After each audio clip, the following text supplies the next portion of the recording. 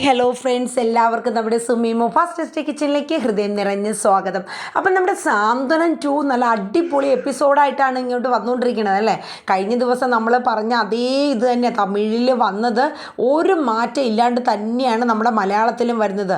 പക്ഷേ അടിപൊളി ഒരു കാര്യം ഞാൻ പറഞ്ഞോട്ടെ, നാളെ വരാനിരിക്കുന്ന സീന് സൂപ്പറായിട്ടുള്ളൊരു സീനാണ് കേട്ടോ. ആ സീന് സെയിം നമ്മുടെ തമിഴിൽ വന്നത് തന്നെയാണ് മലയാളത്തിൽ വരുന്നതും. അപ്പം നമുക്ക് സാന്ത്വനം 2 നാളെ വരാനിരിക്കുന്ന വിശേഷം കേട്ടാലോ. അപ്പോൾ എല്ലാവരും നമ്മുടെ വീഡിയോസ് കേൾക്കുന്നതിനോടൊപ്പം തന്നെ ഒന്ന് ലൈക്ക് അടിക്കാനായിട്ട് ശ്രമിക്കുക. അതോടൊപ്പം തന്നെ സ്റ്റാർ ബട്ടൺ ഹൈപ്പും കൂടെ കൊടുക്കുക. പിന്നെ നിങ്ങളുടെ അഭിപ്രായം അത് എല്ലാവരും കേൾക്കുന്നവരൊക്കെ അഭിപ്രായം എന്ത് തന്നെയാണെങ്കിലും നിങ്ങളുടെ അഭിപ്രായം കമൻറ്റ് ബോക്സിൽ രേഖപ്പെടുത്തുക. എന്നാലല്ലേ നമുക്കൊരു കോൺഫിഡൻ്റ് ഒക്കെ ഉള്ളൂ. അപ്പോൾ എല്ലാവർക്കും നാളത്തെ സാന്ത്വനം 2 പുതിയ വിശേഷത്തിലോട്ട് സ്വാഗതം. ശുഭദിനം പറഞ്ഞുകൊണ്ട് തന്നെ നമുക്ക് സ്റ്റാർട്ട് ചെയ്യാം കേട്ടോ. അങ്ങനെ ഫസ്റ്റ് നൈറ്റ് ഒക്കെ കഴിഞ്ഞിട്ട് നമ്മുടെ അനുവും അലോകും അങ്ങനെ ഇരിക്കണം. അങ്ങനെ അനു രാവിലെ എഴുന്നേറ്റ് പോയി ഒന്ന് കുളിച്ച് ഫ്രഷ് ആവാനായിട്ടൊക്കെ പോയിക്കണം. ആ സമയം നമ്മുടെ അലോക് എഴുന്നേറ്റു കേട്ടോ. എഴുന്നേറ്റിട്ട് അലോക് നോക്കിയപ്പോൾ ആ കത്തി കഴിഞ്ഞ ദിവസം തലേ ദിവസം രാത്രി തൻ്റെ കഴുത്തിന് നേരെ അവൾ പിടിച്ച ആ മൂർച്ചയേറിയ കത്തി അത് അവിടെ തന്നെ ഇരിപ്പുണ്ട് കേട്ടോ. അത് പതുക്കെ കയ്യിലെടുക്കുകയാണ് നമ്മുടെ അലോക്. എന്നിട്ട് അലോക് മനസ്സിലിങ്ങനെ പറയണ്, നല്ല മൂർച്ചയുള്ള കത്തിയാണ് ഇത്, അവളുടെ വയറ്റിൽ കുത്തി കയറ്റിയ പെടഞ്ഞ് അവൾ ആ നിമിഷം മരിക്കും. കുത്തി കയറ്റിയാലോ, വരുന്നിടത്ത് വെച്ച് കാണാം എന്നൊക്കെ ചിന്തിച്ചിങ്ങനെ നിൽക്കുകയാണ് കേട്ടോ. ഈ സമയം നമ്മുടെ അനുശ്രീ കുളിച്ചിങ്ങനെ പുറത്തോട്ട് ഇറങ്ങുകയാണ്. അനുശ്രീ നോക്കിയപ്പോൾ തൻ്റെ കത്തി എടുത്ത് കൈ പിടിച്ച് എന്തൊക്കെയോ കാൽക്കുലേഷൻ ചെയ്തുകൊണ്ടിരിക്കുന്ന അലോകിനെയാണ് കാണുന്നത്. അലോക് നേരെ അനുവിൻ്റെ നേരെ വരെയാണ് കേട്ടോ. ഒരു നിമിഷം അനു ഒന്ന് പേടിച്ചു എന്നുള്ളത് സത്യം തന്നെയാണ്. പക്ഷേ എങ്കിലും ധൈര്യമൊക്കെ സംഭരിച്ച് നമ്മുടെ അനു അലോകിൻ്റെ മുമ്പിൽ തന്നെ നിന്നു കേട്ടോ. അതെ, ഇതങ്ങോട്ട് കുത്തി കേട്ടിട്ടടി നിൻ്റെ വയറ്റിലോട്ട് എന്ന് പറഞ്ഞു. ഓ, അതിനുള്ള ധൈര്യമൊക്കെ ഉണ്ടോ അലോകിന്? എന്നാൽ അതൊന്ന് കാണട്ടെ. അതിനുള്ള ധൈര്യം എന്നെ കൊന്നു കഴിഞ്ഞിട്ട് എൻ്റെ ദേവമംഗലംകാരുടെ മുമ്പിൽ മാത്രം നിങ്ങൾ നിന്നാൽ പോരാ, കൃഷ്ണമംഗലക്കാരോടും നിങ്ങൾ അതിനുള്ള മറുപടി പറയേണ്ടി വരും എന്ന് പറഞ്ഞു. എടി, നീ മര്യാദയ്ക്ക് ചെന്ന് എൻ്റെ വീട്ടുകാരോടും നിൻ്റെ വീട്ടുകാരോടും ചെന്ന് സത്യമായിട്ട് പറയടി, നമ്മുടെ വിവാഹം ഒറിജിനലി നടന്നതല്ല എന്ന് പറയടി. എനിക്ക് സൗകര്യപ്പെടില്ല. അങ്ങനെ ഞാൻ പറഞ്ഞു കഴിഞ്ഞാൽ ചിലപ്പോൾ നിങ്ങളുടെ വീട്ടുകാർ എന്നെ ദേവമംഗലത്തോട് പൊക്കോളാൻ പറയും. ഞാൻ തന്നെയാണ് എൻ്റെ കഴുത്തിൽ താലി കെട്ടിയെന്ന് പറഞ്ഞു കഴിഞ്ഞാൽ അവർ ഉൾക്കൊള്ളൂ. ഇതൊക്കെ പറഞ്ഞു കേട്ടപ്പോൾ അലോകിനെ കൊണ്ട് സഹിക്കാൻ പറ്റുന്നില്ല കേട്ടോ. അലോക് രണ്ടും കൽപ്പിച്ച് തന്നെയാണ്. അതെ, എൻ്റെ ജീവിതം നീ കാരണം കുളം തോണ്ടാൻ ഞാൻ സമ്മതിക്കില്ലടി. അപ്പോഴേക്കും അനു പറഞ്ഞു, ഇനി അധികം കുളം തോണ്ടാൻ കിടക്കുന്നതല്ലേ ഉള്ളൂ അലോകേ, ഒന്നും അല്ല എന്ന രീതിയിൽ അനു പറയണേ കേട്ടോ. ഈ സമയം അലോകാണെങ്കിൽ ആ കൈ വെച്ചിട്ട് ഒരു കീറ അനുവിൻ്റെ മൂത്തിട്ട് കൊടുക്കാൻ പോയതും അനു ആ മുഖം അങ്ങ് തെന്നി മാറ്റി കേട്ടോ. അടി കൊണ്ടില്ല, തിരിച്ച് ഇപ്പുറത്തെ കൈ കൊണ്ട് ഒരൊറ്റ അടി കൊടുക്കാൻ പോയതും അന്നേരം അനു തല അങ്ങ് മാറ്റി. അവസാനം ഈ കൈ ചുരുട്ടി നേരെ ചെന്ന് ആ ഭിത്തിയിൽ അങ്ങ് ഇടിക്കുകയാണ്. അലോകിൻ്റെ കൈ നല്ല ഇടി കിട്ടി. അലോകിൻ്റെ ജീവൻ പോടാനൊക്കെയുള്ളൊരു വേദനയായിരുന്നു. അനു അങ്ങ് നിന്ന് ചിരിച്ചു കേട്ടോ. അപ്പോഴേക്ക് അലോക്, അയ്യോ അമ്മേ, എൻ്റെ കൈ പോയേ എടി, നിന്ന് ചിരിക്കലെടി എന്നും പറഞ്ഞുകൊണ്ട് അലോക് അനുവിനെ ഒച്ചെടുക്കണം കേട്ടോ. അത് നന്നായിപ്പോയി, കണക്കായിപ്പോയി എന്ന് പറഞ്ഞു.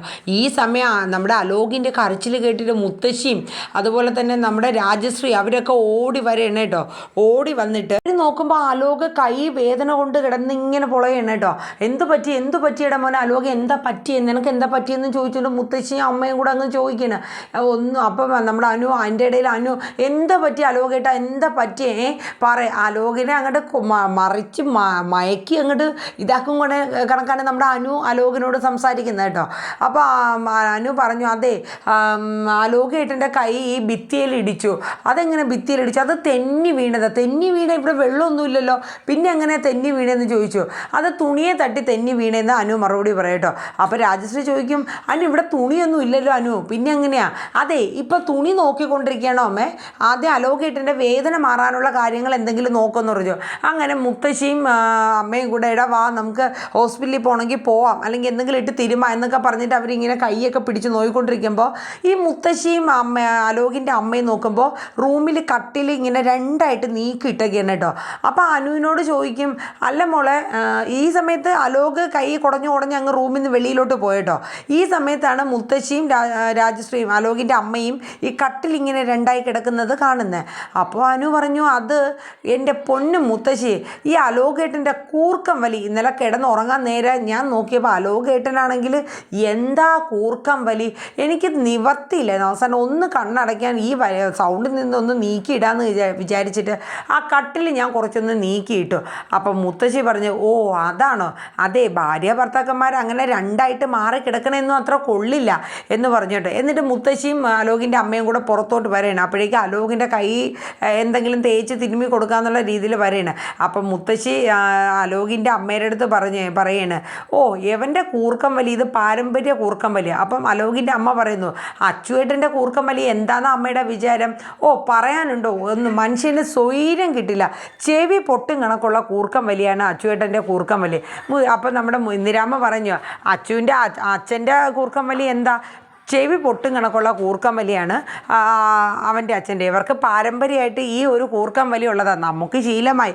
ആ കൊച്ചു പുതുതായിട്ട് വന്നിക്കണല്ലേ, അത് ഇന്ന് ആദ്യമായിട്ടല്ലേ ഇന്നലെ കേൾക്കുന്നത്, അതുകൊണ്ടായിരിക്കും എന്നൊക്കെ പറഞ്ഞു കേട്ടോ. എന്നിട്ട് അവരിങ്ങനെ പോവേണ്. ഈ സമയം അനു അലോകിൻ്റെ അടുത്തോട്ട് ചെല്ലുകയാണ് കേട്ടോ. എന്നിട്ട് ചെന്നിട്ട് പറയും, അലോകേട്ടാ കൈയുടെ വേദന കുറഞ്ഞു അലോകേട്ടാന്ന് ചോദിച്ചു. അപ്പോൾ പറഞ്ഞു, ദേ നീ എൻ്റെ അടുത്തുനിന്ന് മാറിപ്പോക്കോ അലോക് പറയണം. അലോകിനെ കൊണ്ട് വേദന ഒരു വശത്ത്, അനുവിനോടുള്ള ദേഷ്യം മറുവശത്ത്. അലോകിന് എന്ത് ചെയ്യണമെന്ന് അറിയില്ല കേട്ടോ. ഇതേ സമയം നമ്മുടെ ദേവമംഗലത്ത് നമ്മുടെ ധർമ്മൻ ഇങ്ങനെ ഓരോന്ന് ഓർത്ത് ഇങ്ങനെ നിൽക്കുന്ന സമയത്ത് നമ്മുടെ ആരാണ്, നമ്മുടെ പിന്നെ മീനാക്ഷി ധർമ്മൻ്റെ അടുത്തോട്ട് ചെല്ലുകയാണ്. ധർമ്മൻ്റെ അടുത്ത് ചെന്നിട്ട് പറയുന്നത്, മാമ എനിക്ക് ഒരു കാര്യം ചെയ്തു തരാമോ എന്ന് ചോദിക്കും. അപ്പോൾ ധർമ്മൻ ചോദിക്കും, എന്താ മോളെന്ന് ചോദിക്കും. അപ്പോൾ മീനാക്ഷി പറയും, എനിക്ക് അനുവിനെ എങ്ങനെയെങ്കിലും നമ്മുടെ കൃഷ്ണമംഗലത്ത് ചെന്നിട്ട് ഒന്ന് പുറത്തോട്ട് കൊണ്ടുവരാൻ പറ്റുമോ, എനിക്ക് അവളോട് ചില കാര്യങ്ങളൊക്കെ ചോദിക്കണം, അതിൻ്റെ ആവശ്യമുണ്ടോ എന്ന് ധർമ്മൻ ചോദിക്കും. അപ്പം വേണം മാമ ഒന്ന് ചെല്ലെന്ന് പറയും. അങ്ങനെ ധർമ്മൻ കൃഷ്ണമംഗലത്തേക്ക് ചെല്ലണ സമയം അലോകും അനു അവിടെ ഉണ്ട്. അപ്പോൾ ധർമ്മനെ കണ്ടതും അലോക് പതുക്കെ അങ്ങോട്ട് അവിടെ നിന്ന് എഴുന്നേറ്റ് അങ്ങ് മാറി കേട്ടോ. അപ്പോൾ അനു ഓടി ചെന്നിട്ട് പറഞ്ഞു, മാമ എൻ്റെ അവിടെ എന്താ അച്ഛനും അമ്മയൊക്കെ എന്ത് പറയണു. അപ്പോൾ ധർമ്മന് ദേഷ്യമായിരുന്നു. ധർമ്മൻ പറഞ്ഞു, എന്തായാലും നിൻ്റെ അച്ഛനും അമ്മയും ചത്തിട്ടില്ല, അത് പോരെ നിനക്ക് എന്നിങ്ങനെ പറഞ്ഞു കേട്ടോ. മാമനും എന്നോട് ദേഷ്യമാണോ മാമ? ദേഷ്യം വരാണ്ട് നിന്നോട് സ്നേഹം വരുമോ? നീ കാണിച്ച അത്രയ്ക്കും വൃത്തിയായിട്ടൊരു വിലയല്ലേ മോളെ, നമുക്ക് സഹിക്കാൻ പറ്റിയ അല്ലെങ്കിൽ ക്ഷമിക്കാൻ പറ്റുന്ന കാര്യമാണോ? എന്നിട്ട് അനുവിനോട് പറയും, അതെ ഞാനിപ്പോൾ വന്നത് വേറൊരു കാര്യത്തിനാണ്, നിൻ്റെ ഏട്ടത്തിമാർക്ക് നിന്നെ ഒന്ന് കാണണം, പ്രത്യേകിച്ച് മീനാക്ഷിക്കും മിത്രയ്ക്കും, അതുകൊണ്ട് നീ വേഗം ഒന്ന് പുറത്തു വരാൻ പറയും. അപ്പോൾ പറയും, ഇപ്പോഴോ? ഇപ്പം തന്നെ വരണമെന്ന് പറയും. അങ്ങനെ അനു ചെന്ന് പെട്ടെന്ന് ഡ്രസ്സൊക്കെ മാറിയിട്ട് അമ്പലത്തിൽ പോകണമെന്ന് പറഞ്ഞിട്ട് ധർമ്മൻ്റെ കൂടെ അമ്പലത്തിലോട്ട് പോകണം. മാമൻ എന്നെ അമ്പലത്തിൽ പോകാൻ വേണ്ടിയിട്ടാണോ വിളിച്ചത്? അമ്പലത്തിൽ പോകാനൊന്നുമല്ല, അതെ ഏട്ടത്തിമാരവിടെ ഉണ്ട്, അവർക്ക് നിന്നെ ഒന്ന് കാണണം എന്ന് പറഞ്ഞു. അങ്ങനെ അനു ഓടി അവരുടെ അടുത്ത് ചെല്ലുകയാണ്. അവർ ചെന്ന് കഴിഞ്ഞപ്പോഴത്തേക്ക് മിത്ര ചോദിച്ചു, മോളെ എന്തുണ്ട് വിശേഷം, എങ്ങനെയുണ്ട്, അവരൊക്കെ നിന്നോട് എങ്ങനെ സംസാരിക്കണം എന്നൊക്കെ ചോദിക്കുന്നുണ്ട് കേട്ടോ. അപ്പം കുഴപ്പമൊന്നുമില്ല മിത്രേട്ടത്തി എന്നൊക്കെ പറഞ്ഞിട്ട് മീനാക്ഷി ഏട്ടത്തി എന്നോട് എന്നും മിണ്ടാത്ത എന്തെന്ന് അനു ചോദിക്കണം. അപ്പം മീനാക്ഷി പറഞ്ഞു, ഇത്രയും നേരം നിന്നോട് നീ വരുമ്പോൾ എന്താ നിന്നോട് ചോദിക്കേണ്ടത്, എന്തൊക്കെ സംസാരിക്കണം എന്നൊക്കെ ഞാൻ മനസ്സിൽ പല കാര്യങ്ങൾ ഓർത്തു.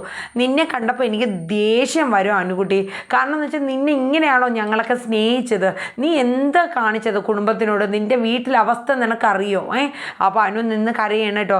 നിനക്കറിയോ നിൻ്റെ അച്ഛൻ ഇന്നലത്തെ അവസ്ഥ എന്തായിരുന്നു എന്ന്? മൂക്കറ്റം കുടിച്ച് അച്ഛൻ്റെ അവസ്ഥ ഞാൻ പറയണില്ല, ഒന്നും പറയണില്ല. നിൻ്റെ അമ്മയുടെ അവസ്ഥ, ഒരു തുള്ളി വെള്ളം പോലും അവരാരും കുടിച്ചിട്ടില്ല. നിൻ്റെ ഏട്ടന്മാരുടെ അവസ്ഥയോ, ഇതൊന്നും നീ മനസ്സിലാവല്ല. സത്യം പറയാം, നിന്നെ അവൻ എന്തെങ്കിലും ഉപദ്രവിച്ചോ, ബ്ലാക്ക് മെയിൽ ചെയ്തോ, നിന്നെ ഇന്നലെ അവൻ എന്തെങ്കിലും ചെയ്തോ, നിന്നെ എന്തെങ്കിലും ശാരീരികമായിട്ട് എന്തെങ്കിലും ചെയ്തോ? അപ്പോൾ അനു പറഞ്ഞു, ഇല്ല മീനാക്ഷി ഏട്ടത്തി, എന്നെ ഒന്നും ചെയ്തില്ല. പിന്നെ എന്തിനാ മോളെ നീ ഈ അവൻ്റെ മുന്നിൽ കഴുത്ത് താത്തി കൊടുത്തത് താലി കെട്ടാൻ വേണ്ടിയിട്ട്? അപ്പം അനു പറഞ്ഞു, അത് എന്നെ വിളിച്ചിട്ട് പറഞ്ഞു, നീ ഇല്ലെങ്കിൽ ഞാൻ വിഷം കഴിച്ച് മരിക്കും, നീ ഇല്ലാണ്ട് എനിക്ക് പറ്റില്ല എന്ന് അലോക് പറഞ്ഞു. പിന്നെ ഞാൻ എന്താ ചെയ്യണം മീനാക്ഷി ഏട്ടത്തി? ഇല്ല, പച്ചക്കള്ളം നിർത്ത്, നീ ഇനി വീണ്ടും ഒരു കഥയൊന്നും മെനയണ്ട, സത്യമായിട്ട് നീ പറഞ്ഞു എന്ന് പറയും. ഒടുവിൽ അനുവിന് അവരുടെ നിർബന്ധത്തിന് വഴങ്ങി സത്യം പറയേണ്ടി വന്നു. അനു കാര്യങ്ങളൊക്കെ പറയണേ, ഇങ്ങനെ തലേദിവസം ദിവസം എന്നോട് മാപ്പ് നേരിട്ട് വന്ന് പറയണമെന്നും പറഞ്ഞ് അലോക് വിളിച്ചു. അതനുസരിച്ച് ഞാൻ പോവുകയും ഗുണ്ടകൾ ചേർന്ന് എന്നെ കൊണ്ടുപോയി അവിടെ ഒരു ആളൊഴിഞ്ഞ സ്ഥലത്ത് എന്നെ മയക്കി കിടത്തി. പക്ഷെ എന്നെ ശാരീരികമായിട്ടൊന്നും ഒന്നും ചെയ്തില്ല. പിറ്റേന്ന് മുഹൂർത്തം കഴിഞ്ഞ ശേഷം എന്നെ കൊണ്ട് വിടണം, എന്നിട്ട് എങ്ങനെയെങ്കിലും ജീവൻ്റെ മുന്നിൽ കഴിഞ്ഞ ദിവസം എൻ്റെ കൂടെ ആയിരുന്നു അനു എന്നുള്ളതൊക്കെ പറഞ്ഞ് അലോകിന് ഈ കല്യാണം മുടക്കണം എന്നതൊക്കെ ഉള്ള കാര്യം അനു എല്ലാം വിശദമായിട്ട് നടന്ന കാര്യങ്ങളൊക്കെ പറയണ്. അപ്പോൾ ഈ താലിയോ അപ്പം പറഞ്ഞു ഇനി എന്തായാലും ഞാൻ നാണം കിട്ടു, എന്തായാലും ഒരു ദിവസം തലേ ദിവസം അവൻ്റെ കൂടെ ആയിരുന്നു, കല്യാണം മുടങ്ങി, ഞാൻ പിന്നെ എന്ത് പേരിലാണ് മീനാക്ഷി എടുത്തി ആ കുടുംബത്ത് കഴിയണത്. എന്തായാലും ഞാൻ വിചാരിച്ചു ഈ താലി സ്വയം ഞാൻ തന്നെ കഴുത്തി കെട്ടിയിട്ട് അലോകിൻ്റെ ഭാര്യയായിട്ട് ഞാൻ കൃഷ്ണമംഗലത്ത് കയറണം, അവിടെ നിന്നുകൊണ്ട് ബാക്കി കളികളൊക്കെ കളിക്കണം എന്നുള്ള രീതിയിൽ തന്നെ ഞാൻ തീരുമാനം എടുത്തതാന്ന് പറഞ്ഞു. എന്നാലും മോളെ ആ താലി പൊട്ടിച്ചെറിഞ്ഞിട്ട് നിനക്ക് നടന്ന സംഭവങ്ങളെങ്കിലും പറഞ്ഞ ഇവനിൽ നിന്ന് രക്ഷപ്പെട്ടിടെ. ഇനി രക്ഷപ്പെട്ടിട്ടൊന്നും ഒരു കാര്യമില്ല മീനാക്ഷി എടുത്തി. എന്തായാലും ഞാൻ ഇതിലേക്ക് തല കൊണ്ട് വെച്ചു കൊടുത്തു, ഇനി എന്തായാലും രണ്ടും കൽപ്പിച്ച് തന്നെ എന്ന് പറഞ്ഞു. എന്നിട്ട് അനു ഒരു സത്യവും കൂടെ പറഞ്ഞു, ഇതിനെല്ലാം കാരണക്കാരി സുകന്യേട്ടത്തിയാണെന്ന് പറഞ്ഞു. സുകന്യേട്ടത്തിയോ? ആ അതെ, കാരണം അലോകിൻ്റെ കോള് ഇടയ്ക്കിടയ്ക്ക് കൊണ്ടുവരികയും AI ഫോട്ടോകൾ എഡിറ്റ് ചെയ്ത് അത് വെച്ച് എന്നെ ഭീഷണിപ്പെടുത്തണു എന്നൊക്കെ പറഞ്ഞ് സുകന്യേട്ടത്തിയാണ് എല്ലാത്തിനും നിന്നത്. നീ ഒന്ന് പോ, അവൻ്റെ അടുത്ത് മാപ്പ് പറയുമെന്നും പറഞ്ഞ് തലേ ദിവസം എന്നെ അലോകിൻ്റെ അടുത്തോട്ട് തള്ളിവിട്ടതും സുകന്യേട്ടത്തിയാണെന്ന് പറഞ്ഞു.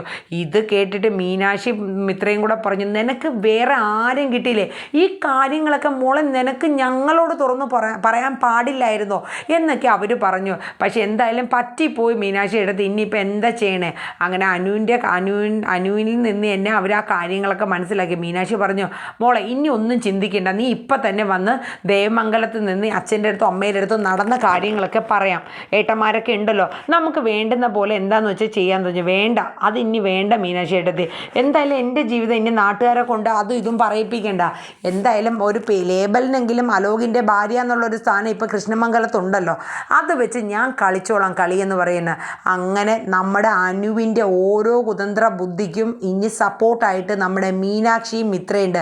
ഇപ്പോഴും ആരടുത്തും ഈ കാര്യങ്ങളൊന്നും പറയണ്ട, നമുക്ക് ഓരോ ചുവടും വളരെ കരുതലോടുകൂടി തന്നെ മുന്നോട്ട് പോയി അലോകിനിട്ട് 8ൻ്റെ പണി കൊടുക്കാനുള്ള പദ്ധതികളാണ് ഇനിയിപ്പോൾ അനുവിനോടൊപ്പം ചേർന്ന് നമ്മുടെ മീനാക്ഷി മിത്രയൊക്കെ ചെയ്യാൻ പോകുന്നത്. എന്തായാലും നമ്മൾ അടിപൊളിയായിട്ടാണ് നമ്മുടെ സാന്ത്വനം 2ൻ്റെ എപ്പിസോഡ് ഇനി വരുന്നത്. എന്തായാലും ഇത് നാളെ വരാനിരിക്കുന്ന എപ്പിസോഡ് തന്നെയാണ്, നല്ല അടിപൊളി എപ്പിസോഡാണ്. നമ്മുടെ തമിഴിൽ ഇത് വന്നിട്ട് അടിപൊളിയാണ് നാളെ. അപ്പോൾ അതുകൊണ്ട് എല്ലാവരും നമ്മുടെ ഈ ഒരു വീഡിയോ കേൾക്കുക, അതോടൊപ്പം തന്നെ എല്ലാവരും നമ്മുടെ ഈ വീഡിയോയ്ക്ക് ലൈക്ക് അടിക്കാനായിട്ട് ശ്രമിക്കുക, ഒപ്പം തന്നെ സ്റ്റാർ ബട്ടൺ ഹൈപ്പും കൂടെ കൊടുക്കുക. പിന്നെ അഭിപ്രായങ്ങൾ എല്ലാവരും രേഖപ്പെടുത്തണം. നമ്മുടെ വീഡിയോസ് ചുമ്മാ കണ്ട് ക്ലിക്ക് അടിച്ച് പോയിട്ട് കാര്യമില്ല, മുഴുവനായിട്ട് കാണാനും ശ്രമിക്കണം കേട്ടോ. അപ്പോൾ നമ്മുടെ മഴതോരും മുമ്പേയും നമ്മുടെ സാന്ത്വനം 2 നമ്മുടെ സുമി മൂഫാസ് ടേസ്റ്റി കിച്ചണിലാണ് ഇടുന്നത്. എല്ലാവരും നമ്മുടെ വീഡിയോസൊക്കെ ഫുള്ളായിട്ട് കേൾക്കുക, നിങ്ങളുടെ അഭിപ്രായങ്ങളൊക്കെ രേഖപ്പെടുത്തുക കേട്ടോ. അപ്പോൾ നല്ലൊരു ശുഭദിനം പറഞ്ഞുകൊണ്ട് സാന്ത്വനം 2ൻ്റെ നാളത്തെ എപ്പിസോഡ് പ്രൊമോ ഇവിടെ വൈൻഡപ്പ് ചെയ്യാണ്. അതുവരേക്കും Tata, bye bye, take care, thank you.